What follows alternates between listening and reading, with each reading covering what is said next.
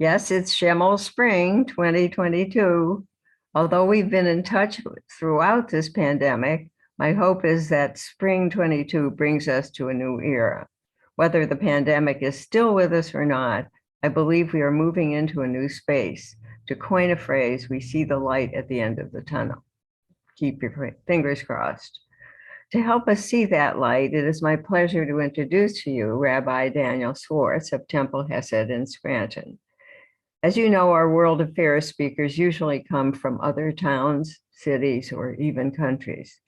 That said, Daniel Swartz fits the definition of worldly. He has recently returned from Glasgow and the Vatican, having taken part in an ongoing multi-faith effort to address climate change. In that context, in addition to his role as a Scranton Rabbi, he is internationally the executive director of the Coalition on the Environment and Jewish Life. I don't know if he can walk and chew gum, but I do know that he can serve his congregation in Scranton as a rabbi and the Global Coalition on the Environment and Jewish Life as its executive director. Please welcome him to the podium. Daniel. Thank you, Sandra. So I'm going to ask everybody just for a moment to, if you can put your camera on, to do that temporarily, because I want to see your reaction to a question, and then you can turn it back off. The question I have for you to get us started is a little exercise. Some of you may have heard me do this at other times, and that is to think of the first image that comes to mind when you hear the word environment. Get that picture strongly in mind. And now, if you would raise your hand if there were any people in that picture. And we can look around and we can see maybe one raised hand out of the group. And that is basically what happens every time I ask this question, that somehow we've been conditioned to think of environment as something out there with whales and wilderness or parks and pandas, when what we should recognize is that the environment is our common home, for better or for worse. The environment is where we live, where we work, where we play, where we have the Shemmel Forum, where we are. And so it's not a question of people versus the planet. They are inextricably woven together. Until we understand that, we are going to continue to harm the environment by our actions, and the health of the environment is going to continue to have an impact on our lives. And that impact can be a positive one or a strongly negative one. As Sandra said, I was fortunate to be invited to be part of a global gathering of faith leaders and climate scientists organized by the Vatican and by the British and Italian embassies to the Holy See, because Britain and Italy were co-hosting COP26, the most recent UN negotiations on climate change. And we met online for about a year in sessions. I'd get up very early in the morning because we had people literally from all time zones around the planet gathering together. And we talked about a number of values that we felt were important, with the goal of eventually writing a document that we would send on to the negotiators at COP26, with the hope that we could, in October of 2021, gather together in person. And we actually, just hit the right lull in COVID, and were able to gather. And we were to meet on October 4th, St. Francis Day, to sign this document and present it to world leaders. And very conveniently for me, the Pope arranged this to happen right around the 10th wedding anniversary for Marjorie and myself. And so before we went to Rome for the gathering, we went into Tuscany, which was incredibly beautiful and lovely to be in, and that had been under drought conditions for 4 months. And one of the things that happened as we would talk to people in Tuscany was that we didn't meet any climate deniers because they were living it. They knew from their olive orchards and their vineyards and their wheat fields that the climate was different than it had ever been in their lives. And that these villages that had been farming for hundreds of years were seeing conditions that they had no historical records of. They also, whenever we mentioned that this was a dialogue of faith leaders and scientists, they had a little bit of a quizzical look on. I think there's still a strong memory of the conflicts Galileo had with the church. And there have been some changes since then, folks. The Vatican actually has a large scientific institute as part of it, and we had some of those scientists participating. But whenever we mentioned that the Pope had called this and that we were trying to bring faith into the equation, the other common reaction we had was that everybody smiled, that everybody, and these lay people in Italy had incredibly warm feelings for the Pope. In the hierarchy, things are a little different and more complicated, but that was the general feeling in the town. So we came to Rome with this feeling of people witnessing climate and people having real hopes for what we were going to do together. And then we were able to see each other for the first time after having met for a year. I finally got to see something other than a little box of different people and how tall and short they were, and talk to them in the way that you can't quite do on Zoom, and inside conversations and getting to know who they were. And it was a really impressive group of folks. Nearly everyone there had a global role that they played. It was in addition to the Pope, obviously, Ecumenical Patriarch Bartholomew, the head of the global Orthodox churches, the Archbishop of Canterbury, the head of Anglican and Episcopal communions, the head of the World Council of Churches, the head of the World Society of Friends. Within the Muslim world, we had the Grand Imam of El Azhar University. We had the head of Muhammadiyah, one of the largest Muslim groups in Indonesia and Malaysia. We had a couple of Ayatollahs. We had a number of leaders of different Buddhist groups, Shinto, Confucian, Sikh, Hindu, Jain. And I did have a little bit of a feeling of that Sesame Street song that you might have heard at some point with kids or grandkids. One of these things is not like the other. All of these people from all around the globe, and me from Scranton, running an organization that has one part-time employee. However, we try to reach out across the globe. And in fact, that was deliberate as far as I could determine. It was not, it made it completely explicit. But in addition to these 38 leaders that of global organizations, there were 2 of us there who were real climate activists in the faith community. Myself and Dr. Rajwant Singh, who founded a group called EcoSeek and is a dentist in Bethesda, but has worked with Sikh communities across the globe to get them involved in the environment. And Rajwant and I were, to some extent, the gadflies to this group, always prodding us to be a little more forward-thinking, a little more assertive, a little more concrete in our deliberations. And so we had, over the course of this year, come up with a document that I'm going to tell you about, based on some of the core values that we shared. And we had this initial meeting in the Hall of Blessings, this gorgeous, elaborate, huge room in the Vatican that you can see was covered with art on every surface, roughly the size of a football field. Lots of press and political leaders there to listen to us. And it was incredibly orchestrated in a way that that the Catholic Church can do so beautifully. Each of us was given 800 characters to speak. And they vetted our speeches so they could have them translated, but also so they could keep us to time. And it was a powerful meeting. It was covered in the world press, the BBC, Reuters, AP, to some extent in the Washington Post and New York Times, and in many faith news organizations and networks.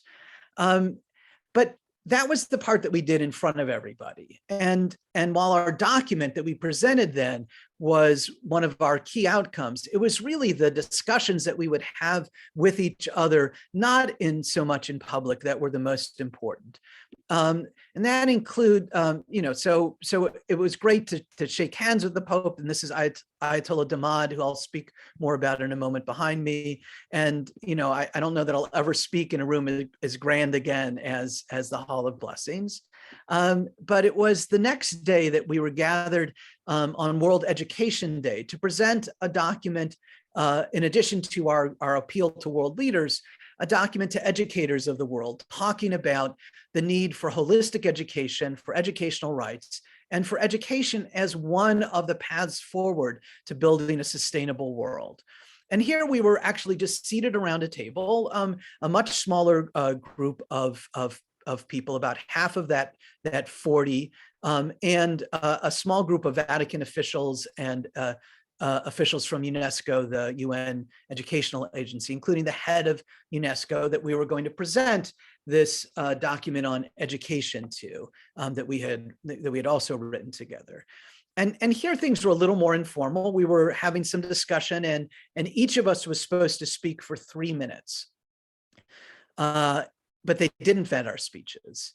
And having 20 religious leaders speak for 3 minutes is really a recipe for challenge at best, and perhaps even sliding into disaster. And as we went along, a number of my colleagues did not stick to their 3 minutes. And you could see that the convener of the group, one of the media officials of the Vatican, was getting more and more nervous. And some of the cardinals and bishops in the back of the room were getting more and more nervous. And he kept asking people to stick to time, but he didn't interrupt anybody. The Pope spoke beautifully and with incredible passion about the need for us to move beyond toleration of different viewpoints to actually deliberately welcoming diversity, the need to hear different voices and to listen to what different opinions said and value them, and the need to especially hear those voices that have been shut out, including girls and women around the world. And then before the 17th speaker out of the 20 went, the mediator interrupted the procedures to say, I'm sorry, we've had to have a change of plans. The Pope has a meeting that is supposed to start immediately at noon. And so he is going to, after this next person speaks, we're going to go ahead with the presentation to the head of UNESCO of our document. And then the Pope is going to have to leave. And the last 3 speakers will record that and we'll send that on to the Pope. And I was a little disappointed because I was number 18. So the 17th speaker spoke. We presented our document on education to the head of UNESCO, and she accepted it. And then a cardinal came over to escort the Pope to the next meeting. And a cardinal, mind you, not just some other Vatican official. And he came to the Pope and took his shoulders, and the Pope refused to get up. He had just spoken about the need to hear different voices, and he was living what he had spoken. And these are the kinds of things that can't quite convey in Zoom, but was just an incredible moving experience for all of us in the room to know that the Pope valued the fact that we had been working for a year together, that we had traveled from all corners of the globe to be there. And he was not going to leave until he heard each one of us, because he was valuing our voices, and he was modeling that as a necessary condition for us working to build a more sustainable world. So I was able to speak, And the other very moving thing that happened as I spoke was I started talking about the Jewish tradition on education. And I talked some about the obligation to educate the whole person, that there's this section in the Talmud that talks about how parents are obligated to educate their children. And that includes in terms of relationships and in terms of physical skills as well as mental skills. And that and then I close by talking about my experiences as a parent of an adopted girl. I mentioned that that we had met Alana 20 years ago before this meeting, when she was 13 months old, welcoming her at the airport. And that we were all profoundly aware from the moment that she became part of our family of the educational opportunities that she had that she might not have had were conditions different. And that she was raised knowing that, and from a very early age, really took it upon herself to welcome in those on the fringes, to bring in those who were feeling outside, even as a little girl, and to make sure that they were part of the group and felt welcome.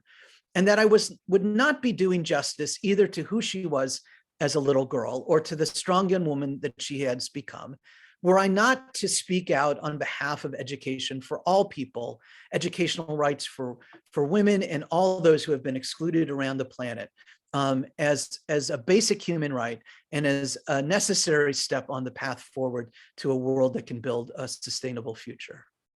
And as I shifted from talking about the Jewish tradition to talking about my daughter, Ayatollah Damad, his whole affect shifted from someone who was an interested listener to someone who was an immediate participant. He leaned forward and nodded vigorously and sort of gathered people in as I was talking in a way that was visible to me. And Marjorie, who was in the room listening, also noticed it and came up to me afterwards.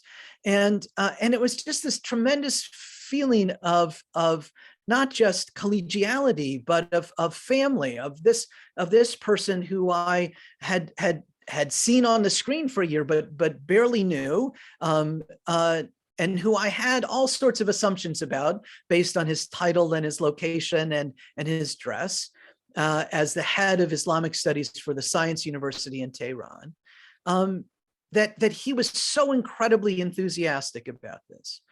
I learned afterwards that that in fact, Ayatollah Damad had played a significant role in welcoming women students to the university, was a father and a grandfather of a number of daughters and granddaughters, and had spoken out strongly against religious coercion, on welcoming different viewpoints and on educating all people. It was a lesson in the assumptions that we make about people, and it was also a lesson in that power of love and connection that I felt and that I will carry with me for the rest of my life. And that really emphasizes the goal of this conference, not just to make a document. And this is a picture of the document that we produced. It served as kind of a mezuzah at the COP26 negotiations. They were being held in two different rooms, and people would constantly move back and forth between these rooms for different sessions and negotiating discussions. And in that hallway was our document. So they kept passing it again and again. And I do think they read it. I do think they knew about it. It was read to the entire group. And I hope that it shifted the discussion at least a little bit. Because we talked about things that are essential to faith traditions, but sometimes are ignored by politicians or are not seen as being part of the realm of a scientific discussion. And those really are three values of love, justice, and hope.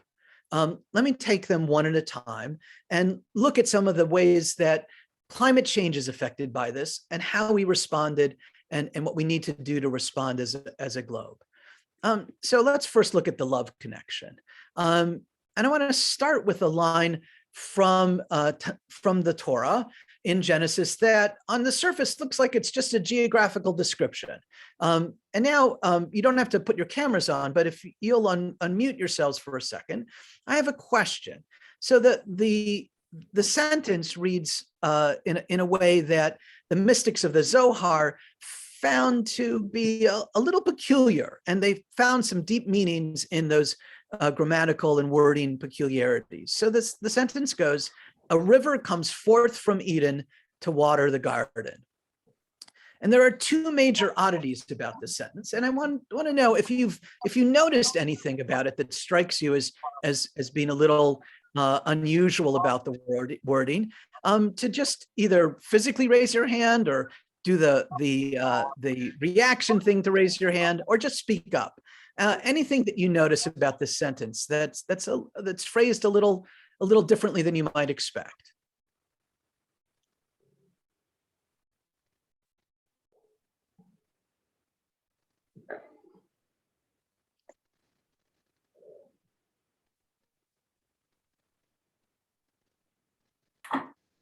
Is there a lack of equation between Eden and garden? Okay, right. So here it says that the river goes forth from Eden to water the garden. We can think of Eden as the garden, but here it's saying there's something else. It's going from Eden to the garden. So what is the garden? That's the first peculiarity. Anyone notice anything else? The second one is a little subtler in terms of grammar.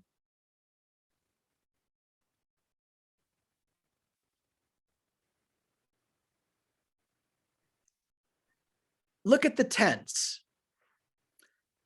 It's written in the present. Would run down to, rather than coming forth. Well, it's this idea of not going to Eden, but going forth from Eden, and it's this idea that it's written in the present tense. So this line is referred to in the Zohar again and again and again as a kind of touchstone. The Zohar, while it was at least mostly composed by Moshe de Leon in medieval Spain, is written as if it's a gathering of rabbis in ancient Israel, the students of Rabbi Shimon Bar Yochai. And Shimon Bar Yochai is expounding on the mystical understanding of Torah and the universe. And it's always difficult because mysticism is always difficult to convey. And the students will afterwards, after the lecture, they'll talk amongst themselves and try to say, what do you think he was talking about? I don't understand this. And then one of them will turn to the other and they'll say, a river goes forth from Eden to water the garden. And this is Zohar speak for the river is divine love. And the garden is where we live, everywhere. And that love is continuing to flow, has always flowed, will continue to flow, whether we see it or not, whether we pay attention to it or not, whether we are in touch with it or not, that river is still there. And this is still a garden. Sometimes our actions have really disguised the garden nature of the world, but we are to see it that way. And if we recognize divine love, then that garden is real and apparent. And this really was a core motivation for us as we move forward. This idea that divine love connects us all and impels us all to see a family connection between us and all of life. And so in the Vatican Appeal, we wrote, we are deeply interdependent with each other and with the natural world. This connection is the basis of interpersonal and intergenerational solidarity and for overcoming selfishness.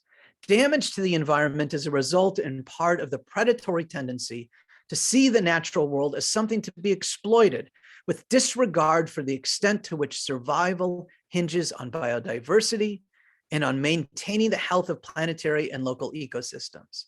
Multiple crises facing humanity are demonstrating the failures of such an approach. These are ultimately linked to a crisis of values, ethical and spiritual.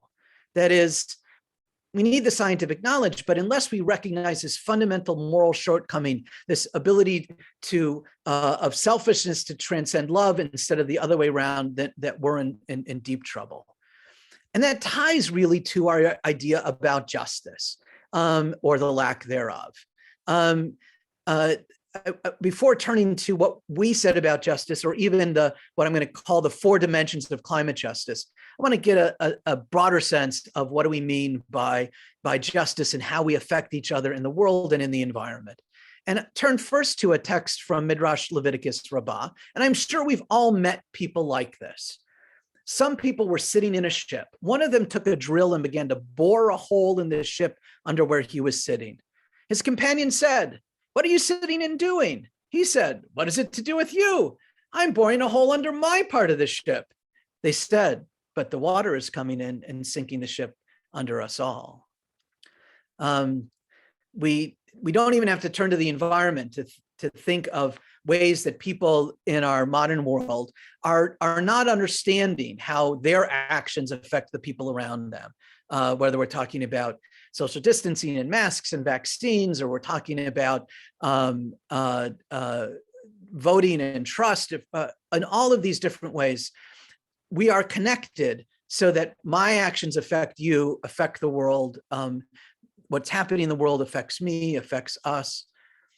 Or as Emma Lazarus said, speaking of the Russian immigration that led her to write the Colossus that was put on the Statue of Liberty, we are none of us free until all of us are free. Or as Dr. Martin Luther King Jr. said, injustice anywhere is a threat to justice everywhere. We are caught in an inescapable network of mutuality, tied in a single garment of destiny. Whatever affects one directly affects all directly. This is far from a modern phenomenon. In Ezekiel, we hear of an ancient discussion about environmental justice, about how what one group is doing to the environment affects another group, and how there are power differentials, and what God's role is in all of this. Ezekiel writes, speaking as if these are words of God, "Is it not enough for you to graze on choice grazing ground, but you must also trample with your feet what is left from your grazing? And is it not enough for you to drink clear water, but you must also muddy with your feet what is left? And must my flock graze on what your feet have trampled and drink what your feet have muddied?" Notice here that God is quite clearly not on the side of the fat sheep, of the important and the rich and the, quote, successful of the world, but is on his flock. God's flock is those who have been trampled upon. And so this idea of justice is a fundamental part of our religious identity of a variety of different faiths. And it's an important element of how we think about climate change. So let me go quickly through these 4 dimensions and talk about how we responded to each in the appeal, and what needs to be done in our planet. The first justice or injustice dimension is that between nations. So this graph, for me, depicts one of the most fundamental injustices facing our world right now. The top half shows per capita emissions of CO2, the most important greenhouse gas in the long term. And you'll see that countries with the highest per capita emissions are the ones in darkest red, okay? It's not necessarily the highest total emissions because we're talking about countries of different populations, but per person, the darker the red, the higher the emissions.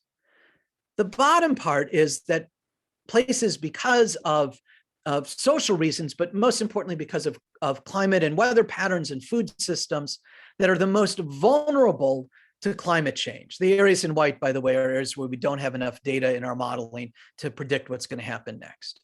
And what you notice is it's almost a complete inverse of each other. With the exception of Saudi Arabia, every major producer of climate change is in a country and a region that will be less affected. And all the countries that are not contributing in a significant way to the problem are the ones that are going to be affected first and foremost. I can't think of a more profound injustice than this. And so we wrote, climate change is a grave threat. In the interest of justice and fairness, we advocate for common but differentiated climate action at all levels, from individual behavioral changes to high-level political decision-making processes. The world is caused to achieve net zero carbon emissions as soon as possible, with wealthier countries taking the lead in reducing their own emissions and in financing emission reductions from poorer nations. We have caused the problem. We have the responsibility. Let's act on it. The second dimension of environmental justice is within nations. So this is a graph of differential exposure to fine particulate matter in air. And when you see smog from a smokestack, when you see the billowing black clouds, that's really ugly and it's disturbing, but it's actually not the biggest health concern. The biggest health concern are those particles that are so fine that you can't see them, because those are the ones that really get into the lungs. And they affect, of course, a variety of lung diseases, including asthma and pulmonary infections and the like. They have a huge cardiac effect, leading to increased heart disease risks. But they also affect the immune system. So when we look at this area of the country, the Mid-Atlantic and the Northeast, we see that people of color have a 60% higher exposure on average to fine particulate pollution than white people. It's a really stark difference. And this affects all those areas that I talked about. But when we're in the midst of the pandemic, we should also note that just this one factor of increased exposure at a level of about 1 microgram per cubic meter of fine particulates leads to an 8% increase in risk for death from COVID. That some part of the disproportionate impact that this has had on certain communities in our country is because we are, as a nation, putting our air pollution where they are and not where people who are wealthier, whiter, and more powerful are. And that is killing them. It is literally killing them. This happens all across the country in all sorts of ways. You would think that a storm like Katrina or the other hurricanes that are being exacerbated by climate change would affect everybody equally. But we see, even when it's something that affects a large area, that what happens on the ground on a micro level reveals injustices. So that the areas that were most severely flooded in the area around New Orleans and within New Orleans itself were overrepresented by communities of color. And once there was rebuilding, those communities of color were given the fewest resources, were shut out of programs, were not told about housing opportunities.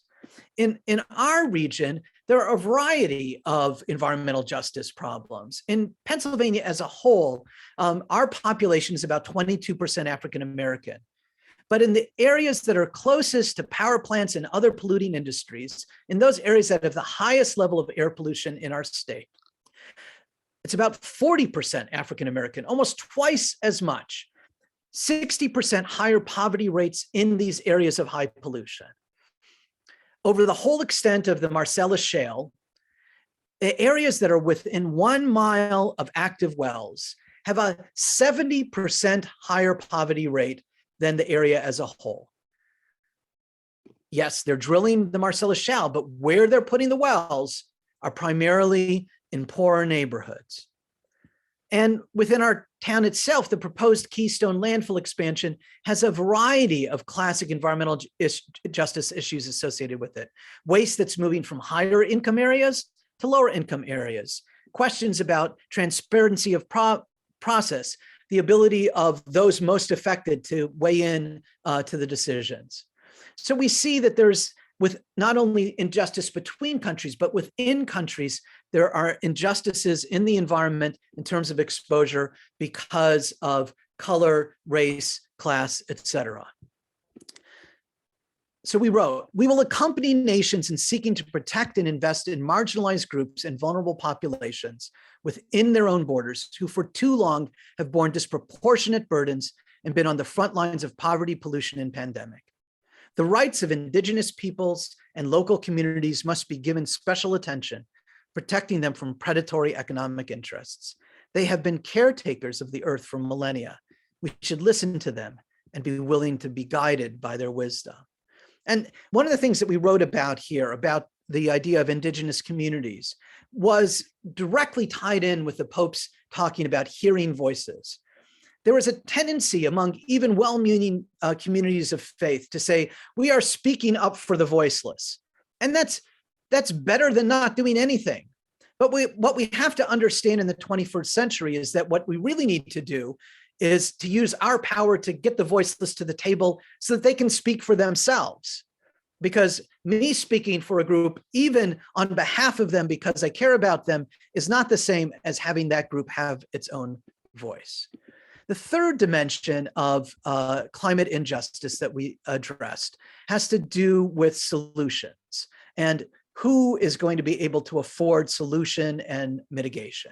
So this is a picture on the left of Florida and on the right of Bangladesh. And we'll see that they are both very flat areas. The areas in red are areas that will be flooded regularly with a 0.5 meter to meter sea level rise. And the areas that are in tan are those that will be flooded regularly with a between 1 and 5 meter sea level rise. The 0.5 meter to a meter could happen as soon as in the next 50 years. And before the end of the century, if we go on the path that we're going, we'll see the 1 to 5 meter range. So you see that large parts of both areas will be flooded. Florida's not known for its mountains. After all, you think of mountains in Florida and you have come up with what? Space Mountain?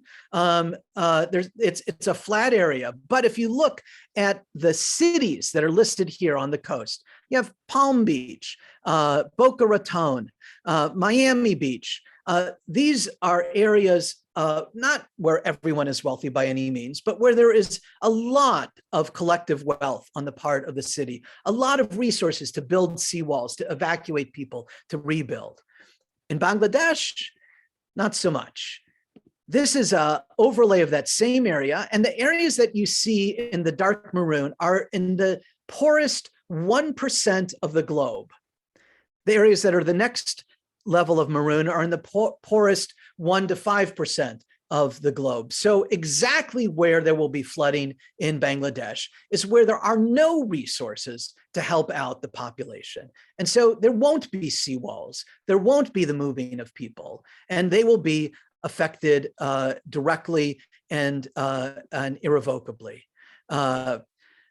So we talk about this in the Jewish tradition. And I know that talking about building a wall today has different kinds of political resonance.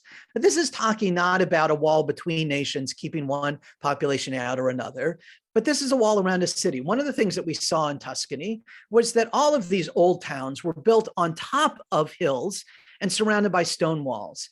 And that's not a practical thing to do. Stone walls were incredibly expensive and labor intensive. And if you're a farming community, you don't want to be built on the top of a hill because your farms are down below, the water's down below. That means you have to schlep every day to get to your fields, to bring up water. Why put your town on the top of the hill? Why surround it with a wall? Because all of these little towns were fighting each other constantly. And you wanted to be able to see when the attacking enemy was coming, and you wanted to be able to keep them out, at least for a while, and to defend yourself. So whenever you build that wall, it has important protective elements for everybody there. But not everybody in the city has the same resources. Typically, the wealthiest would live in the center of the city, and the poorest would live on the outskirts closest to the danger. So in the Shulchan Aruch, the great collection of Jewish halachic reading, we see when they collect taxes from the people of the city in order to build a protective wall, it is collected according to wealth, ability to pay. And only after it is divided up, they also collect from those closer to the wall, those closer paying more, because they're in greater danger if the wall should fall. And if there is a house close to the wall that does not have money, and one far from the wall that does, do not collect from the close one, because it does not have anything. When the Shulchan Aruch puts it this way, it seems kind of obvious, but somehow the negotiators at previous UN conferences were unable to grasp that certain places in the world don't have the money to mitigate from climate change. So we wrote in our appeal, We beg those nations with the greatest responsibility and present capacity to step up their climate action at home, fulfill existing promises to provide substantial financial support to vulnerable countries, agree on new targets to enable them to become climate resilient, as well as to adapt to and to address climate change and loss and damage, which is already a reality for many countries. The final dimension of justice is that between generations. In many congregations, this passage from Deuteronomy is read on the high holidays. I call heaven and earth to witness against you this day. I've set before you life and death, blessing and curse. Choose life. And that's usually kind of the part that's quoted, but it goes on. Choose life that you and your descendants might live. In our tradition and in many faith traditions, the idea is that our promises aren't for today, they are for generations to come. And yet that's not how we operate politically and economically. So there's something called a discount rate, which isn't when Boscov's has something on sale. It's the idea that economists have that most people would rather get $1 today than to get it a week from now. And that's true in some senses and in some of our decisions, but I don't think it's actually the way that real human beings operate all the time. And that affects, in a very real way, our decisions. So our governments have what's called a discount rate that they apply to cost-benefit analyses. And the problem is that when you're talking about something like climate change, that the cost of a certain policy is going to be upfront. And the benefits are going to accrue over time, in fact, over generations. And yet, if you apply a steep discount rate, you're essentially washing away those benefits. Prior administrations, indicated in red here, have used a 7% discount rate for the future. The current administration is using a 3.4 discount rate. If you have a 7% discount rate, within 10 years, you are selling the future at 50% off every 10 years. Now, as a parent, I know there are days when I wake up and my daughter has done something that makes me maybe consider her to have less immediate value than the day before. But I can't think of any parent under any circumstance that thinks that their children are worth half as much every 10 years. And when we do that as a society, we're essentially condemning the future for the sake of the present. So we wrote, humanity has the power to think and the freedom to choose. We must address these challenges using the knowledge of science and the wisdom of religion to know more and to care more. We should seek solutions within ourselves, within our communities, and with nature, adopting an integral approach. We must think long-term for the sake of the whole of humanity now and in the future. In addition to these dimensions of justice, we talked a little bit about the notion of precaution. Nowadays, we call that the precautionary principle, but long before anybody came up with that term, in the Jewish tradition, we came up with something that I would call the parapet principle. Now, the parapet principle is not two very cute dogs. A parapet is that little railing or fence at the end of a roof that you would see throughout the Middle East. And we have to remember that the climate in the Middle East is different from here in in northeastern PA. We don't build flat roofs here for the most part because there's rain and there's snow and no one's going to hang out on a roof. But in the Middle East, where there's much less precipitation and much warmer temperatures, the roof is a really important part of a building. It's a place where you would hang out laundry to dry, where you grow plants, where you would sunbathe, as David saw Bathsheba. And our Torah writes that rather than setting aside money to help people once they've fallen off the roof, that you build a parapet to keep them from falling off the roof in the first place. Maimonides, who was both a doctor and a rabbi, just think how proud his mama was, wrote, "There is no difference between a roof and anything else that is dangerous. It is a positive mitzvah to remove any stumbling block that is a danger to life as a precaution. The sages have prohibited many things because they involve a threat to life. A person who disregards them and says, what claim have others on me if I risk my own life? Or I don't have to be careful, should be lashed for disobedience. Now, I'm not advocating lashing, but think of the horror that Maimonides would look at certain present behaviors from. And so we wrote, the warnings from the scientific community are becoming increasingly stark and clear, as is the need for concrete steps to be taken. Scientists say the time is running out. We can't wait for the results to be finalized because then it is too late. We need to act before we fall off the cliff. Finally, I made the point, and the group as a whole adopted, the notion that one of our key elements in our appeal had to be about hope. Because when you hear everything that's going on in the planet, when you think about the enormity of climate change and the difficulty of shifting global economies from the way that they have been operating for the past 100+ years, the tendency is to sort of crawl into a little fetal position or stick your head in the sand and try to ignore it. One thing that religions across the world have preached since religion first started is a message of hope. Now, hope is a little different from the regular definition of optimism. Rabbi Lord Jonathan Sachs writes that optimism is the expectation that things will get better. I'm not optimistic in that sense. Hope is the belief that if you act, things can get better. I am hopeful. And I think it's incredibly important that we spread that message of hope. And it's found throughout our tradition, even in Job, not usually considered the most hopeful of books. There's this great passage. There is hope for a tree. If it is cut down, it will renew itself. Its shoots will not cease. If its roots are older than the earth and its stump dies in the ground, at the scent of water, it will bud and produce sap branches like a sapling. So I wrote, and then this was adopted as the closing paragraph in the appeal. We are currently at a moment of opportunity and truth. We pray that our human family may unite to save our common home before it is too late. Future generations will never forgive us if we squander this precious opportunity. We have inherited a garden. We must not leave a desert to our children. Scientists have warned us that there might be only 1 decade left to restore the planet. We plead with the international community gathered at COP26 to take speedy, responsible, and shared action to safeguard, restore, and heal our wounded humanity and the home entrusted to our stewardship. We appeal to everyone on the planet to join us on this common journey, knowing well that what we can achieve depends not only on opportunities and resources, but also on hope, courage, solidarity, and goodwill. In an age fraught with division and despair, we look with hope and unity to the future.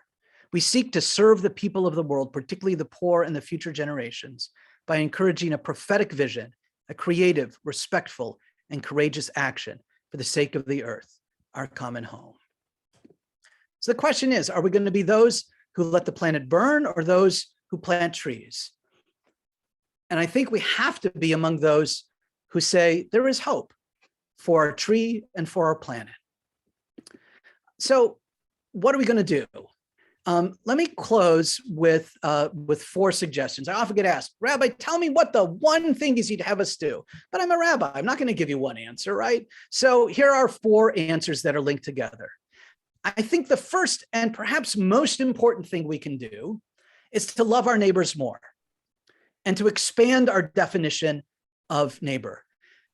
The thing is that we know what the problem is. We have the information, and yet we're not acting.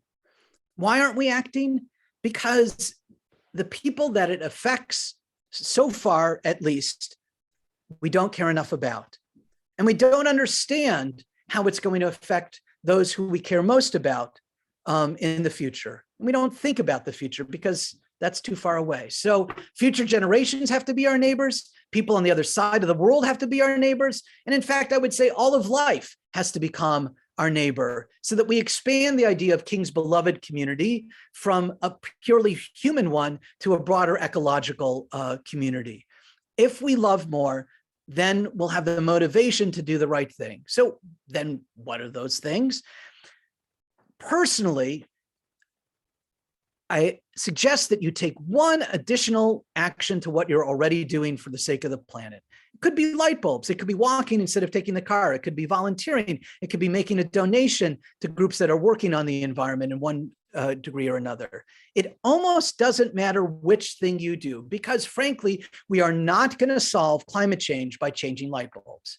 The things that each of us can do as an individual are too tiny to shift the whole planet. But when we take that action, it changes something in us. It gets us out of that fetal position. It gets us talking with other people. It gets us working together and ready to take the next two kinds of actions. So don't obsess about which thing to do, just do something and then join together with others. And we've got things going on locally that you can get involved in. On March 19th, Temple Hesed will be premiering, as far as I know, the world's first climate change Purim spiel. And you are all most welcome to attend. And this is actually going to be distributed nationally through our partnership with the Shalom Center of Rabbi Arthur Waskow and an intergroup, interfaith project that we're involved in called Exodus Alliance Sacred Season. As part of that idea of sacred season, we've got this huge intersection of religious festivals in April. Not only Passover and Easter, which often intersect, but Ramadan starts before and ends after them. And during that course of that month, in addition to those three, we've got major Buddhist, Hindu, Sikh, Jain festivals, a major Baha'i festival. And so if you add those all together, a huge percentage of the world's adherents of religions will be celebrating holidays that are sacred to them in the midst of April. And we're going to try to take that as an opportunity to have some local activities. On April 29th, COEJL, along with the local chapter of Pennsylvania Interfaith and Power and Light, are going to be having a program, dimensions still being decided, at Marywood. And as part of this idea of really strengthening local interfaith cooperation on environmental issues, because what we can't do alone, we can do together. And that brings me to the final point, which is we have to get involved politically. We can't solve this problem even as groups. We need to solve it as societies and nations. And that means we have to change our political system in a way that responds to climate change. And that only happens when we respond to climate change and when we make that a top political priority. If we do these things, I really do have hope. We've already shifted the curve from the worst it could be. It's still at a stage where it could be pretty bad. But if we take these actions, we do still have time. We just have to act now.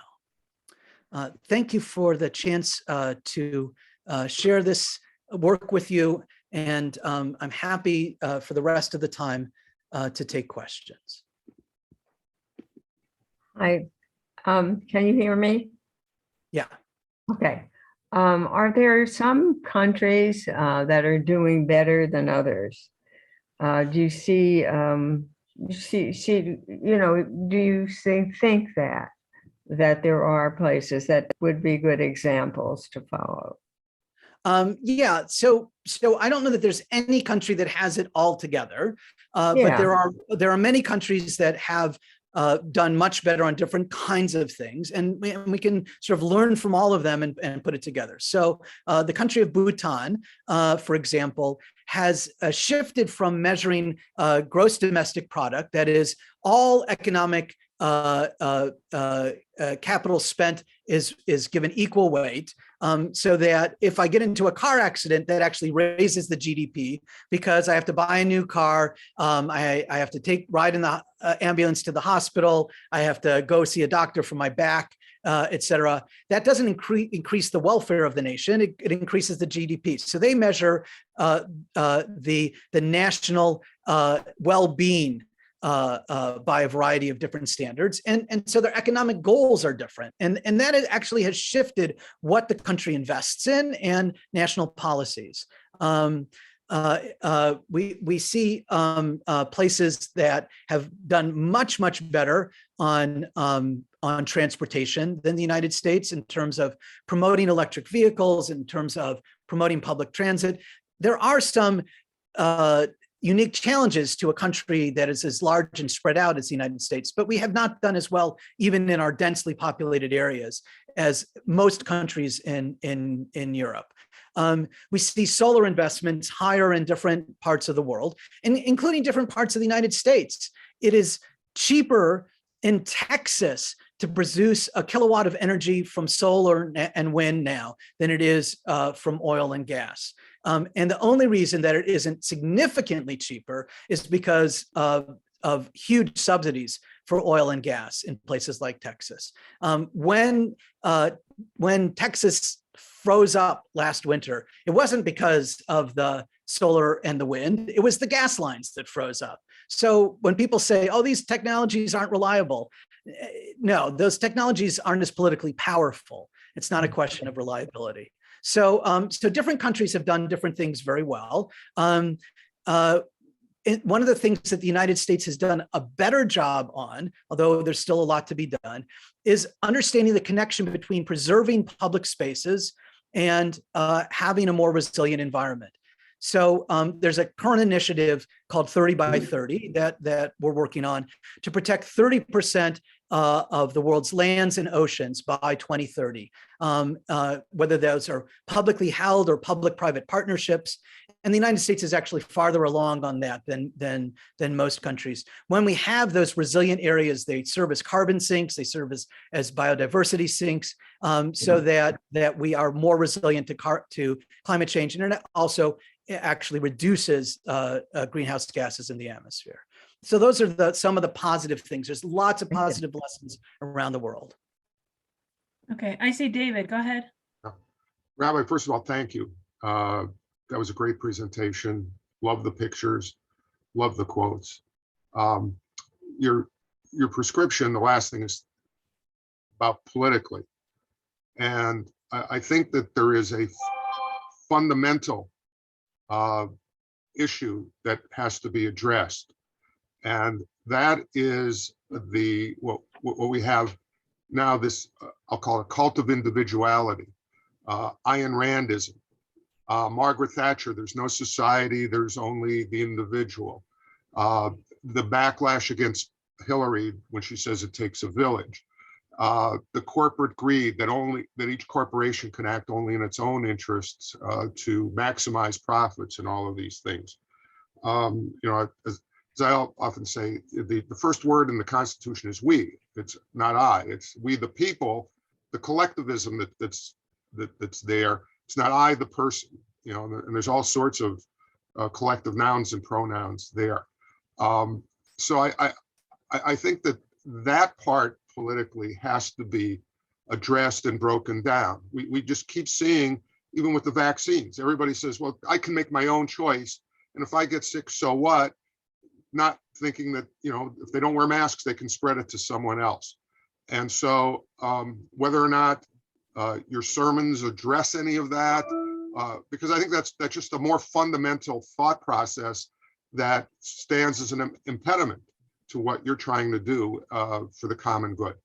Yeah, I think you're 100% correct. That's kind of what I'm getting at with the idea of loving your neighbor and expanding that definition of what neighbor is. That you know, when unfortunately the very term collective has become negative for many people. Societal responsibilities has become a negative idea to people. And so the way that I pitch it, so to speak, is this idea of loving our neighbor. Because let's face it, really love is about responsibility and obligation to others. It is the first and easiest way for us to get beyond selfishness. And so if we actually practice that idea of loving, then we understand that we're in a community, that we are supported by others, we support others, and we have to work together. But it is a difficult thing to get around, and we have invested huge resources in our society into promoting individualism as a way to make corporations more profitable and to advance certain political ideologies. it's really hard and it's difficult. And yes, I think that is the challenge of this generation, is to try to wake ourselves back up. There was a op-ed on just this piece by Thomas Friedman in the New York Times. It is the central problem of our age. I think that, okay. Rabbi, first I want to commend you for that powerful presentation that was both equally informative and challenging. Thank you. I'm not sure that I understood, it may have been in the first dimension that you had, that you were showing a depiction that those violators of the environment had the least environmental abuse impact, and those who were least violative had the greatest environmental impact. If my understanding is correct, would you please explain that? Sure. Part of it is just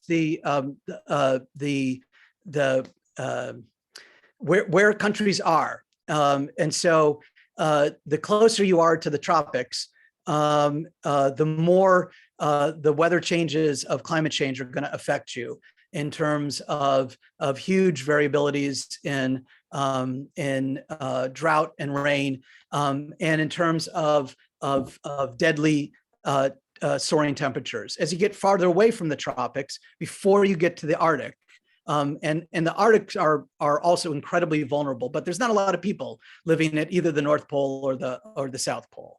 But when you get to the areas past the tropics and subtropics, climate change has a less direct impact, because you aren't already on the edge where the next degree up will cause heat deaths in cities. There'll still be huge disruptions. So that's the first element of it. And the second is kind of the social infrastructure. So countries that are poor, when you're dealing with social upheaval, when you're dealing with food shortages, when you're dealing with water shortages, have less flexibility, have less kind of capital in the bank to deal with that. So you add those two things up together, just the location of the countries and their level of social capital, and that's what makes an area more vulnerable to climate change. Thank you. How about the importance of civic responsibility? We should be teaching civics at an early age, because you're not born civic. And I think that it's been neglected a bit too much in our country. Yeah, I mean, that's was one of the focuses of our educational platform, was this idea that we need to do moral education in a way that we have kind of shied away from for a while. And that, again, is something that religions have talked about and have a significant role in. It's not just something that we're going to have to ask governments to do, but this idea of teaching people what we owe to each other, it is really important. You don't learn right and wrong without being taught right and wrong. Exactly. And so we have to model that and be teaching that in a variety of ways in our families, in our houses of worship, in our religious schools, in our public schools. It really has to be a continuing process, and there have to be expectations of this. So on a very small scale, we require any person becoming bar bat mitzvah at Temple Hesed to do hours of community service, because you can't become a functioning member of the community if you're not responsible for the community. Mm-hmm. And these are the kinds of things that need to happen on all sorts of levels around the world. Yeah. Dr. Tracy, go ahead. You can unmute and ask your question. There you go. Rabbi, that was unbelievably good. I have a question though. Wouldn't this be more the function of the United Nations than various splintered religious groups? Has there been any thrust in the UN to try to pull this and make sense of it? Yes, the COP26 conference in Glasgow was a UN conference, and the UN is trying to do this. The one of the places where I see the role of religion is that the UN can only do can only go as far as its member nations are willing to let it go, and those nations are I think the leadership of the UN, particularly at UNEP, at the UN Environment Program, are really committed to this and understand that we're doing far too little. But the nations of the world need to actually step up.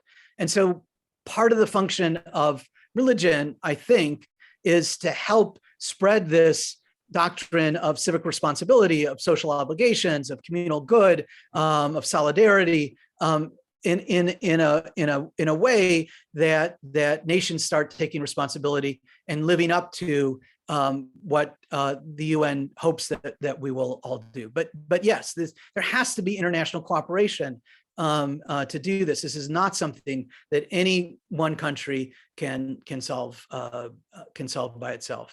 And at the next set of UN conferences, they are starting to recognize this important civic function of religious groups. And I'll be part of a conference in Nairobi, where the group that met at the Vatican is being reconvened on March 7th. And I'd like to say, speaking a little immodestly for a moment, it's in part because I'm a real pain in the tush. The group made a commitment to continue to work, and that was a verbal commitment, and we were sort of doing nothing about it. And I kind of nudged people until we were starting to move again. There are some people who are really thanking me for that, or there are other people who haven't written to me that maybe are feeling less thankful. But that kind of gathering, all of these are really ways of trying to move nations to be able to work together ultimately for the sake of the planet.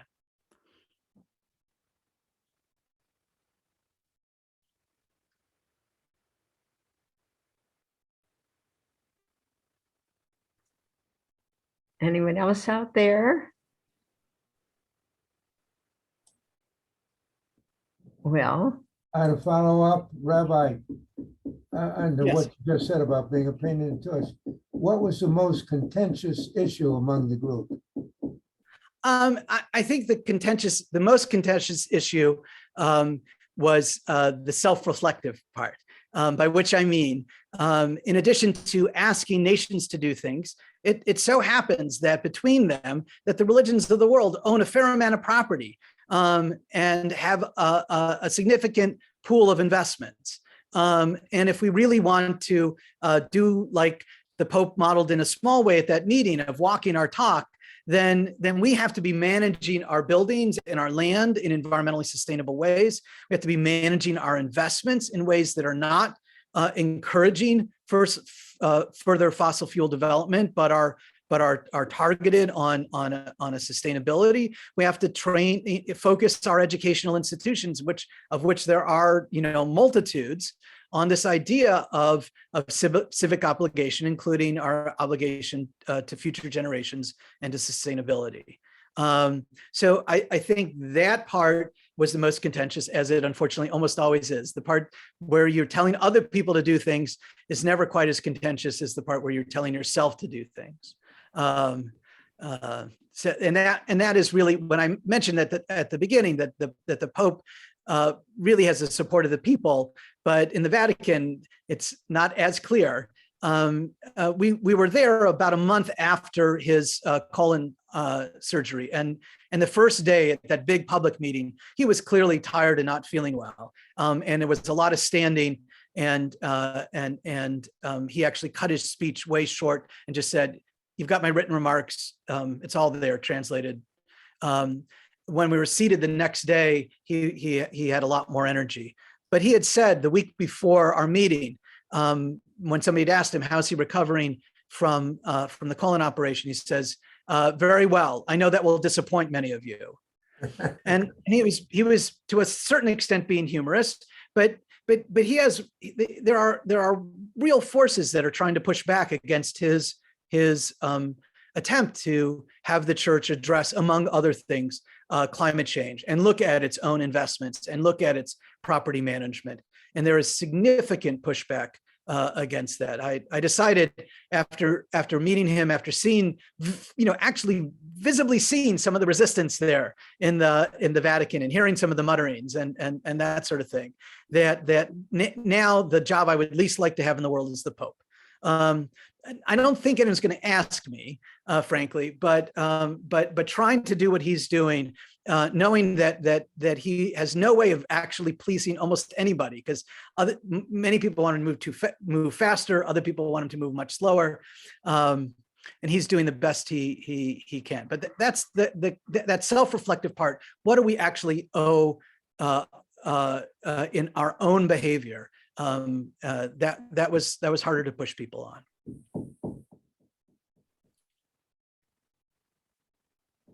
Sandra, I think you're muted if you've got something else. Oops. Sandra, go ahead and unmute your microphone, okay? You have to unmute.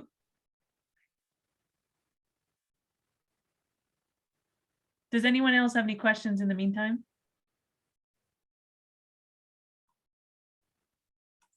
I do want to pitch again that in cooperation with the IHM sisters and with Dr. Melinda Crocus, religious studies professor at Marywood, we are trying to develop in Northeastern PA an interfaith coalition working on environmental issues.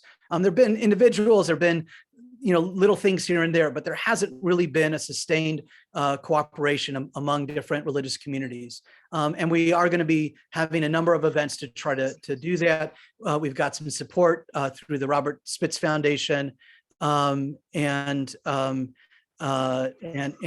hope to do that. And my sweetheart Marjorie says that she saw that Jennifer and Mary Karen had a question. Yep, she just unmuted. Go ahead. Okay. Hi. It's really not a question. It's more an observation.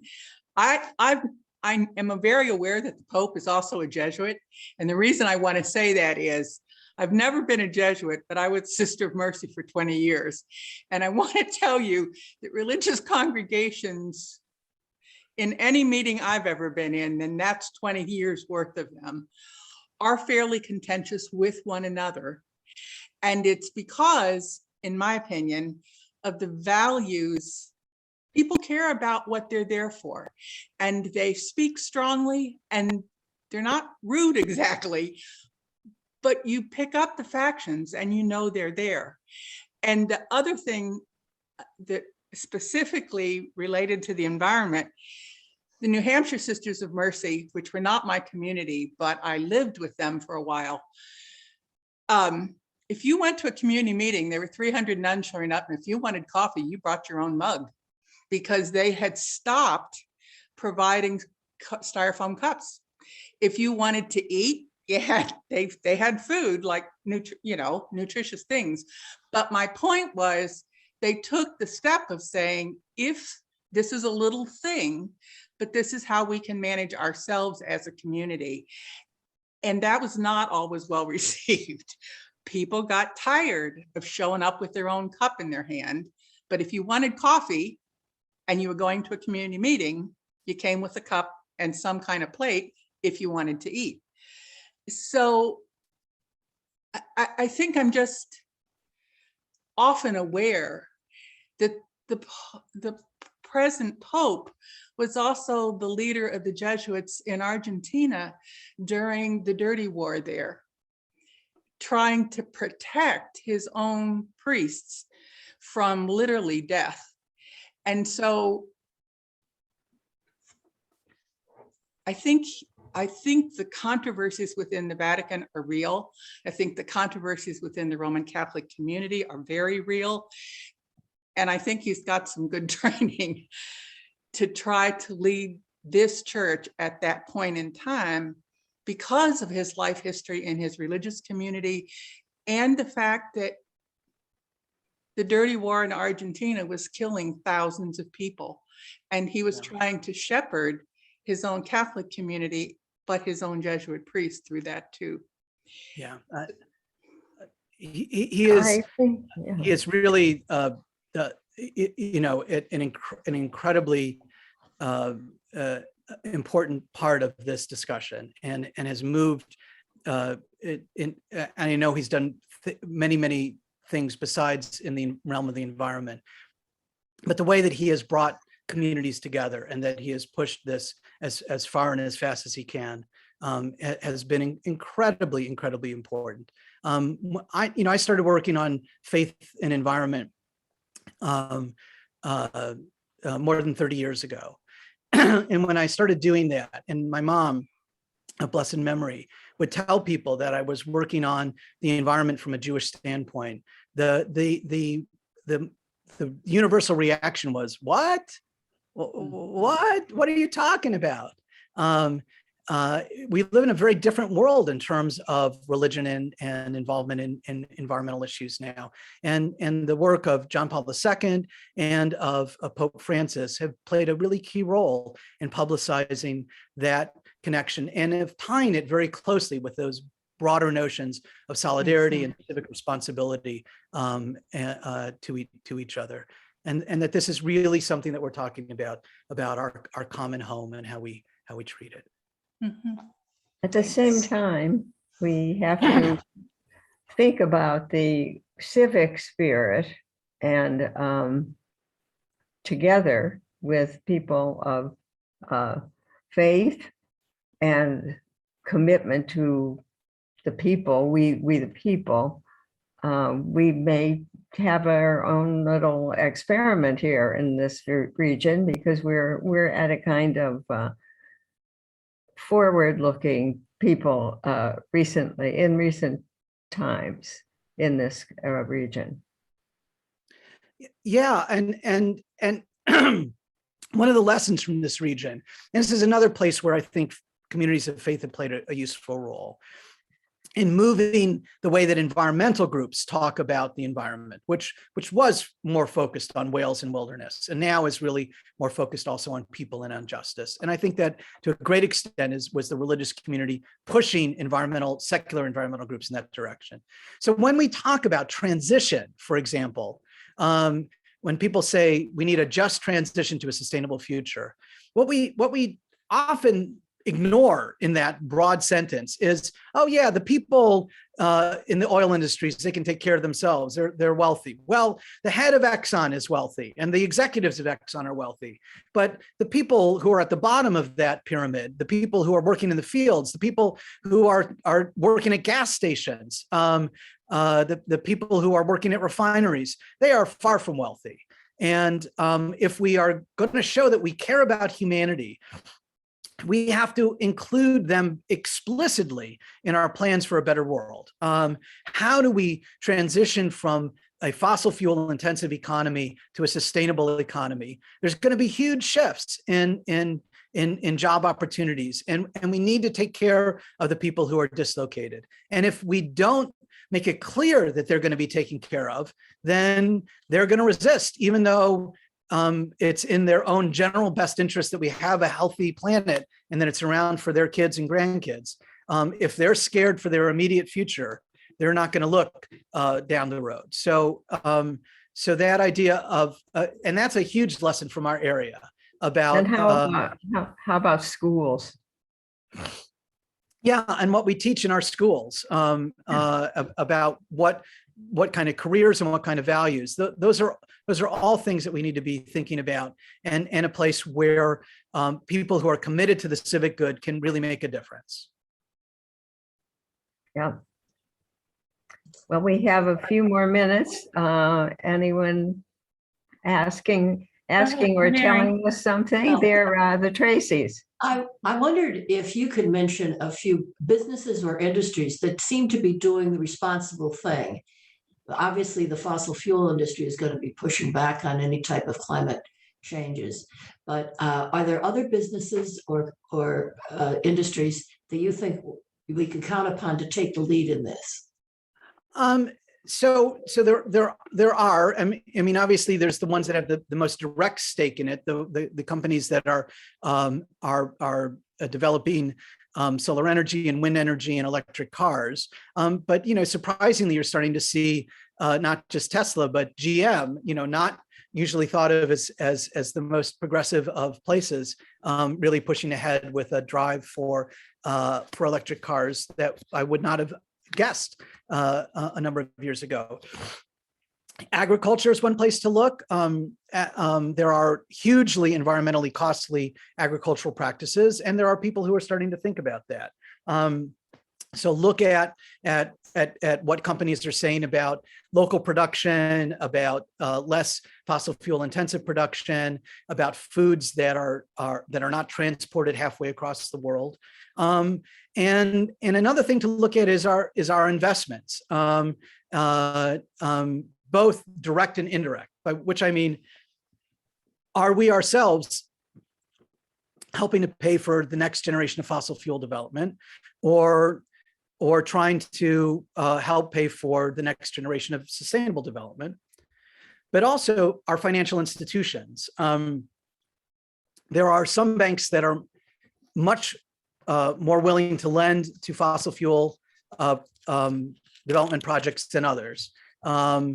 And there are places that have ranked them regularly. Chase sits at the bottom or top of the list, depending on how you think about it, in terms of they have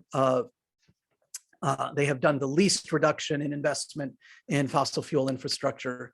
So where we bank and where we have how we talk to financial institutions, what we ask of them, what we say is important to them, is another place to look. So those are some of the kind of consumer choices that we can look at. If you look around my room here, these multicolored lights are LED plant lights, and in general, putting LEDs in your home, which are both more energy efficient and less toxic than the old compact fluorescents, and also look better. I mean, these are designed to be plant lights, so that's why they have those weird colors. But those are easy choices that we can make in our homes, is to use LEDs and to look at the companies that are investing in LED technology. Well, I believe, are very, very lucky to have you in this city, reminding us that we need to do much better than we are doing in saving the environment. And I hope that we will follow through and be much better just by your being here and sharing your worldly views with this urban place. Thanks so much. You're welcome. I'm so grateful for this opportunity, and for all of you to take the time to join here. And I hope I see you as we continue this work. Thanks all for being here, and we'll say bye-bye.